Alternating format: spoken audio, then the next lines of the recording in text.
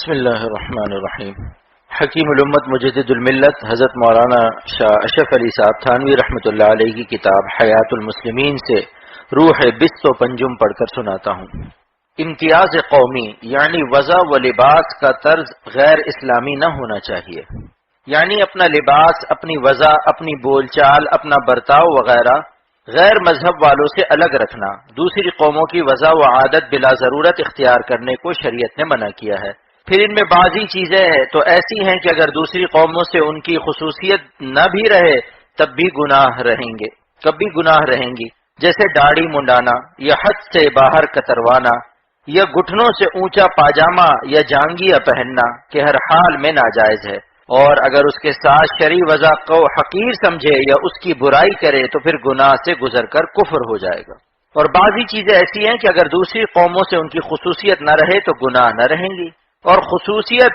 نہ رہنے کی پہچان یہ ہے ان چیزوں کے دیکھنے سے عام لوگوں کے ذہن میں یہ کھٹک نہ ہو کہ یہ وضع تو فلاں لوگوں کی ہے، جیسے انگر کھایا، اچکن پہننا، مگر جب تک یہ خصوصیت ہے اس وقت تک منع کیا جائے گا، جیسے ہمارے ملک میں کوٹ پتلون پہننا یا گرگابی پہننا یا دھوتی باندھنا یا عورتوں کو لہنگا پہننا۔ پھر ایسی چیزیں جو دوسری قوموں کی محض قومی وضع ہیں جیسے کوٹ پتلون وغیرہ، یا قومی وضع کی طرح ان کی عام عادت ہے، جیسے میز کرسی پر یا چھری کانٹے سے کھانا، اس کے اختیار کرنے سے صرف گناہ ہی ہوگا، کہیں کم کہیں زیادہ۔ اور جو چیزیں دوسری قوموں کی مذہبی وضع ہیں ان کا اختیار کرنا کفر ہوگا، جیسے صلیب لٹکا لینا یا سر پر چوٹی رکھ لینا یا جینو باندھ لینا یا ماتھے پر قشقہ لگا لینا یا باجا پکارنا وغیرہ۔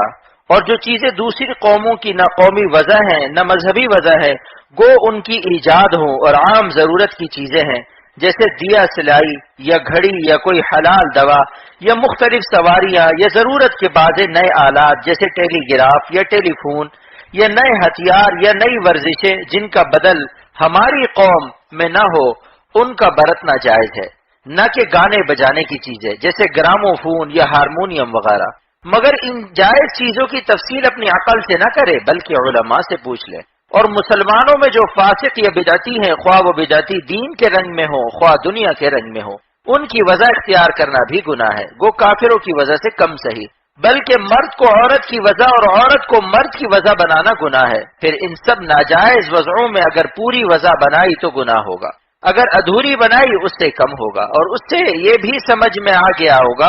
کہ مسئلہ جس طرح شرعی ہے اسی طرح عقلی بھی ہے، کیونکہ مرد کے لیے زنانہ وضع بنانے کو ہر شخص عقل سے برا سمجھتا ہے، حالانکہ دونوں مسلمان اور صالح ہیں۔ تو جہاں مسلمان اور کافر کا فرق ہو یا صالح اور فاسق کا فرق، وہاں کافر یا فاسق کی وضع بنانے کو کس کی عقل اجازت دے سکتی ہے؟ اب کچھ آیتیں اور حدیثیں لکھتا ہوں۔ نمبر 1، فرمایا اللہ تعالیٰ نے، اور شیطان نے یوں کہا کہ میں ان کو اور بھی تعلیم دوں گا جس سے وہ اللہ تعالیٰ کی بنائی ہوئی صورت کو بگاڑیں گے، جیسے داڑھی منڈانا، بدن گودنا وغیرہ۔ بعضی تبدیلی تو صورت بگاڑنا ہے اور حرام ہے جیسے اور مثالیں لکھی گئیں، اور بعضی تبدیلی صورت کا سنوارنا اور واجب ہے جیسے لبے ترشوانا، ناخن ترشوانا، بغل زیر ناف کے بال لینا، اور بعضی تبدیلی جائز ہے جیسے مرد کے سر کے بال منڈا دینا یا کٹا دینا یا مٹھی سے زیادہ داڑھی کٹا دینا۔ اس کا فیصلہ شریعت سے ہوتا ہے نہ کہ رواج سے، کیونکہ اول تو رواج کا درجہ شریعت کے برابر نہیں، دوسری ہر جگہ کا رواج مختلف، پھر وہ ہر زمانے میں بدلتا رہتا ہے۔ نمبر 2، فرمایا اللہ تعالی نے ظالموں یعنی نافرمانوں کی طرف سے باعتبار دوستی یا شرکت اعمال و احوال کے مت جھکو، کبھی تم کو دوزخ کی آگ لگ جائے۔ یہ یقینی بات ہے اپنی وضع و طریقہ چھوڑ کر دوسرے کی وضع اور طریقہ خوشی سے تبھی اختیار کرتا ہے جب اس کی طرف دل جھکے، اور نافرمانوں کی طرف جھکنے پر دوزخ کی وعید فرمائی ہے۔ اس سے صاف ثابت ہوا کہ ایسی وضع اور طریقہ اختیار کرنا گناہ ہے۔ نمبر 3، عبداللہ ابن عمرو بن العاص رضی اللہ عنہ سے روایت ہے کہ رسول اللہ صلی اللہ علیہ وسلم نے مجھ پر 2 کپڑے قسم کے رنگے ہوئے دیکھے تو فرمایا یہ کفار کے کپڑوں میں سے ہیں، ان کو مت پہنو۔ ایسا کپڑا مرد کے لیے خود بھی حرام ہے، مگر آپ نے ایک وجہ یہ بھی فرمائی، معلوم ہوا کہ اس وجہ سے بھی اثر ہے، بس یہ وجہ جہاں بھی پائی جائے گی یہی حکم ہوگا۔ نمبر 4، رکانہ روایت کرتے ہیں کہ رسول اللہ صلی اللہ علیہ وسلم نے فرمایا ٹوپیوں کے اوپر عمامہ کا ہونا فرق ہے ہمارے اور مشرکین کے درمیان۔ مرقات میں ہے کہ معنی یہ ہے کہ ہم عمامہ ٹوپیوں کے اوپر باندھتے ہیں اور مشرکین صرف عمامہ باندھتے ہیں۔ نمبر 5، حضرت ابن عمر رضی اللہ تعالی عنہما سے روایت ہے کہ رسول اللہ صلی اللہ علیہ وسلم نے فرمایا، جو شخص وضع وغیرہ میں کسی قوم کی شباہت اختیار کرے وہ انہی میں سے ہے، یعنی اگر کفار و فساق کی وضع بناوے گا وہ گناہ میں ان کا شریک ہوگا۔ نمبر 6، ابھی ریحانہ سے روایت ہے کہ رسول اللہ صلی اللہ علیہ وسلم نے 10 چیزوں سے منع فرمایا، ان میں یہ بھی ہے اور اس سے منع فرمایا کہ کوئی شخص اپنے کپڑوں کے نیچے حریر لگائے مثل عجمیوں کے، یا اپنے شانوں پر حریر لگائے مثل عجمیوں کے۔ اس میں بھی وہی تقریر ہے جو نمبر 3 میں گزری۔ نمبر 7، ابن عباس رضی اللہ عنہما سے روایت ہے کہ نبی کریم صلی اللہ علیہ وسلم نے فرمایا، اللہ تعالیٰ لعنت کرے ان مردوں پر جو عورتوں کی شباہت بناتے ہیں اور ان عورتوں پر جو مردوں کی شباہت بناتی ہیں۔ نمبر 8، ابو ہریرہ رضی اللہ عنہ سے روایت ہے کہ رسول اللہ صلی اللہ علیہ وسلم نے فرمایا، مرد پر لعنت فرمائی ہے جو عورت کی وضع کا لباس پہنے اور اس عورت پر بھی جو مرد کی وضع کا لباس پہنے۔ نمبر 9، ابن ابی ملیکہ سے روایت ہے کہ حضرت عائشہ رضی اللہ تعالی عنہا سے کہا گیا، ایک عورت مردانہ جوتا پہنتی ہے، انہوں نے فرمایا کہ رسول اللہ صلی اللہ علیہ وسلم نے مردانی عورتوں پر لعنت فرمائی ہے۔ آج کل عورتوں میں اس کا عام رواج ہے، اور بعضی تو انگریزی جوتا پہنتی ہیں جس سے دو گنا ہوتے ہیں، ایک مردوں کی وجہ کا، دوسرا غیر قوم کی وجہ کا۔ نمبر 10، ابن عمر رضی اللہ عنہما سے روایت ہے کہ نبی کریم صلی اللہ علیہ وسلم نے فرمایا، لعنت کرے اللہ تعالیٰ بال میں بال چپکانے والی، جس سے غرض دھوکہ دینا ہو کہ دیکھنے والوں کو لمبے معلوم ہو، اور گودنے والی کو اور گدوانے والی کو۔ مردوں کا بھی یہی حکم ہے۔ نمبر 11، حجاج بن حسان سے روایت ہے کہ ہم حضرت انس رضی اللہ عنہ کی خدمت میں گئے۔ حجاج اس وقت بچے تھے، کہتے ہیں کہ میری بہن مغیرہ نے مجھ سے قصہ بیان کیا کہ تم اس وقت بچے تھے، تمہارے سر پر بالوں کے 2 چٹلے یا گچھے تھے، حضرت انس رضی اللہ عنہ نے تمہارے سر پر ہاتھ پھیرا اور برکت کی دعا کی اور فرمایا ان کو مڈوا دو یا کاٹ دو کیونکہ یہ وضع یہود کی ہے۔ نمبر 12، عامر ابن سعد رضی اللہ عنہ اپنے باپ سے روایت کرتے ہیں کہ نبی کریم صلی اللہ علیہ وسلم نے فرمایا، صاف رکھو اپنے مکانوں کے سامنے میدانوں کو، اور یہود کے مشابہ نہ ہو، وہ میلے کچیلے ہوتے تھے۔ فائدہ، جب گھر سے باہر کے میدان کو میلا رکھنا یہود کی مشابہت کے سبب ناجائز ہے تو خود اپنے بدن کے لباس میں مشابہت کیسے جائز ہوگی؟ نمبر 13، حضرت ابن عمر رضی اللہ عنہما سے روایت ہے کہ رسول اللہ صلی اللہ علیہ وسلم نے فرمایا، جاہل دیہاتی لوگ مغرب کی نماز کے نام پر تم پر غالب نہ آ جائیں،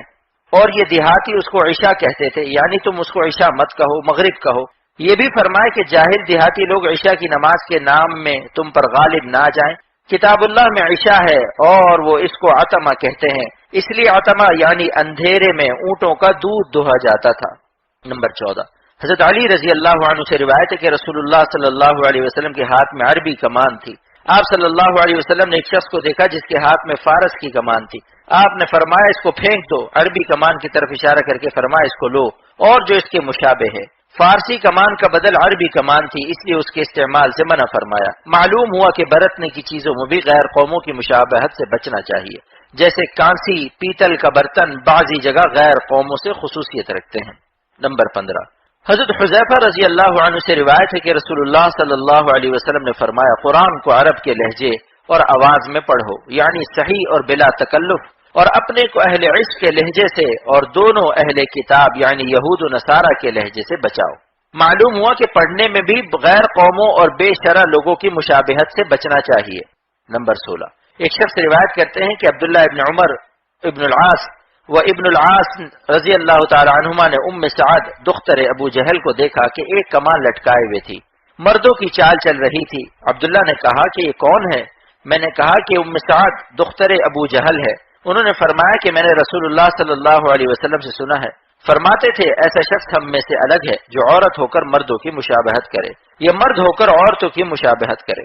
نمبر 17، حضرت انس رضی اللہ عنہ سے روایت ہے کہ رسول اللہ صلی اللہ علیہ وسلم نے فرمایا، جو شخص ہماری جیسی نماز پڑھے، ہمارے قبلے کی طرف رخ کرے، ہمارے ذبح کیے ہوئے کھائے، وہ ایسا مسلمان ہے جس کے لیے اللہ کی ذمہ داری ہے اور اس کے رسول صلی اللہ علیہ وسلم کی۔ لوگوں، اللہ کی ذمہ داری میں خیانت مت کرو، یعنی اس کے اسلامی حقوق ضائع مت کرو۔ اس سے معلوم ہوا کہ کھانے کی جن چیزوں کو مسلمانوں کے ساتھ خاص تعلق ہے ان کا کھانا بھی نماز وغیرہ کی طرح علامت ہے اسلام کی۔ سو بعض آدمی جو گائے کا گوشت بلا عذر کسی کی خاطر چھوڑ دیتے ہیں، اس کا ناپسند ہونا اس سے معلوم ہوا۔ شان نزول قولہ تعالی یا ایھا الذین آمنوا ادخلوا فی السلم کافہ، غرض ہر بات میں اسلامی طریقہ اختیار کرنا چاہیے، دین کی باتوں میں بھی، دنیا کی باتوں میں بھی۔ نمبر 18، حضرت عبداللہ ابن عمر رضی اللہ عنہما سے روایت ہے کہ رسول اللہ صلی اللہ علیہ وسلم نے فرمایا، میری امت 73 فرقوں میں بٹ جائے گی، سب فرقے دوزخ میں جائیں گے بجز ایک ملت کے۔ لوگوں نے عرض کیا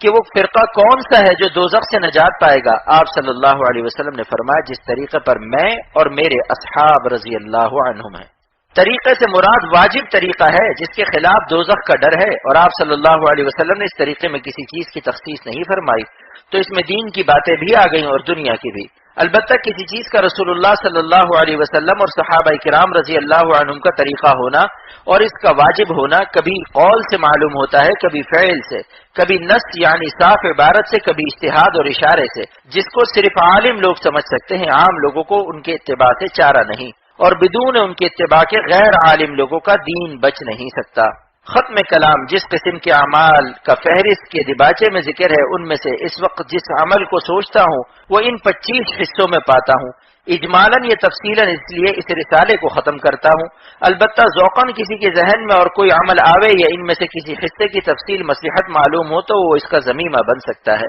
شکر انعام حضرت عبداللہ ابن عمر رضی اللہ عنہما سے روایت ہے کہ رسول اللہ صلی اللہ علیہ وسلم نے فرمایا، میری طرف سے پہنچاتے رہو اگرچہ ایک ہی آیت ہو۔ ابو دردہ رضی اللہ عنہ سے روایت ہے کہ رسول اللہ صلی اللہ علیہ وسلم نے فرمایا، جو شخص دین کے احکام میں 40 حدیثیں محفوظ کر کے میری امت پر پیش کر دے، اللہ تعالیٰ اس کو فقیہ کر کے اٹھائے گا، اور میں قیامت کے دن اس کا سفارشی اور گواہ ہوں گا۔ اس کتاب میں اکثر احادیث مشکات شریف کی ہیں، ہر حدیث کے اختتام پر احادیث کا حوالہ بھی دے دیا ہے، اور بعض احادیث کا حوالہ